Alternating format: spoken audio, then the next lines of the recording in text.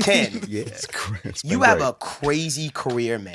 Yeah. Like Yeah. all the stuff you've done, and I've actually heard like these cool, quirky stories and stuff like that about the things you've done. So the first thing we like to ask everybody when they first come is, what was your DAW journey? So what was the first DAW or outboard or whatever it was that you started with, and what are you in now? Y'all ain't ready for this. He said, So of course, analog tape started all, but the first DAW was Sound Tools. Sound Tools was the predecessor to Pro Tools. Yeah. And Sound Tools was 2 channels. And anytime you had to do a single render, you might as well go take a half-hour break because it was going to take a half an hour to process. Wow. On the fastest computer of the day. It was so slow, it was just like almost unusable. No way. And yeah, swear to God, it was just awful. And then the first version of Pro Tools was 4 tracks. And then it was 8, and then it was 16, then they just kept expanding it out. Right. So, I started learning Pro Tools real early. That was at Berkeley. I was at Berkeley from 89 to 91. Nice.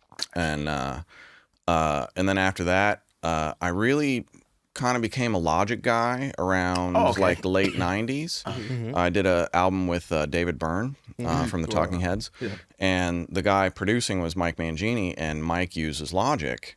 And so I was like, well, I guess I better use Logic. Wow. So the first album, Mike kind of taught me Logic, and the second album that I did with him, because I did a bunch of albums with him with different artists. Right. I kind of, we co-ran Logic, and then by the third album I did with him, I was running the show. So it was amazing to have somebody at that level be able to show me all of his tricks with that DAW, because that was a gift. Right. Did you ever revisit it post the Apple acquisition? Yeah, I'm still a Logic guy. I like still Logic Pro Tools. Oh, got you. Yeah. So you do you produce in Logic and then record stuff? Usually. Right. So any kind of beat production I do in Logic.